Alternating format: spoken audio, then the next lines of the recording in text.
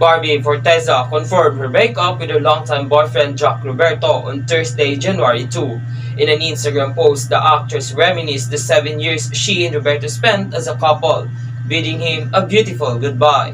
The first two photos were from when she first teased her relationship with the actor in July 2017. Magandang paalam, yan ang kinumpirma ni Barbie Forteza ang kanilang hiwalayan ni Jack Roberto. Kinumpirma ni Barbie Forteza ang kanilang hiwalayan ni Jack Roberto noong Huwebes, Enero 2. Sa isang post sa Instagram, nagbalik tanaw siya sa 7 taon nilang pagsasama bilang magkasintahan at binati siya ng isang magandang paalam. Ang unang 2 larawan ay mula noong unang nagbigay siya ng pahiwatig tungkol sa kanilang relasyon noong Hulyo 2017. Maris Racal broke her social media break to promote her film Sunshine, which is the part of the 36 Palm Springs International Film Festival, following weeks of hiatus due to a cheating controversy. In an Instagram story on Saturday, January 4, Racal shared the movie's poster with a list of its screenings at the International Festival.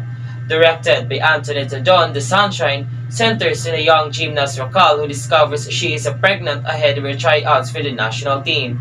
Facing a big dilemma, she looks for a way to abort the pregnancy. Racal's social media return comes after her cheating controversy with an on-screen partner, Anthony Jennings, that was publicized by the latter's non-showbiz ex-girlfriend, Jom Villanueva.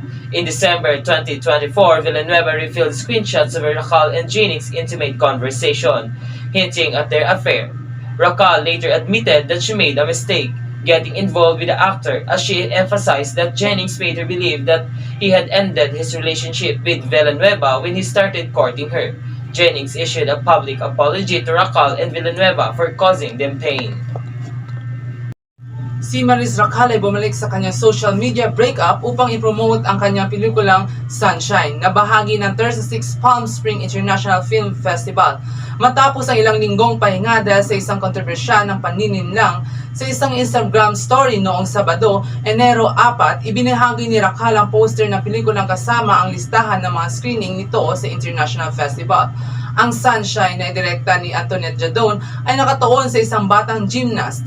Racal na didiscover na siya ay buntis bago ang kanyang tryouts para sa pambansang koponan. Sa harap ng malaking dilema, naghanap siya ng paraan upang ipalaglag ang pagbubuntis. Ang pagbabalik ni Racal sa social media ay naganap matapos ang kanyang kontrobersya sa pangangaluya kasama ang kanyang on-screen partner na si Anthony Jennings, na ipinayag na dating noong showbiz girlfriend na huli si Jom Villanueva. Noong Disyembre 2024, ibinunyag ni Villanueva ang kanyang screenshot na maselang pag-uusap ni Racal at Jennings na nagbibigay hudyat sa kanilang relasyon sa kalaunan. Inaamin ni Racal na nakamali siya sa pagkikipag-ugnayan sa aktor, habang binigyan diin niya ang paniniwala siya ni Jennings na matapos niya ito ng kanyang relasyon kay Villanueva nang simulan niyang ligawan. Paglabas ng publikong paghingi ng tawad ni Jennings kay Racal at Villanueva para sa pagdudulot sa sakit sa kanila.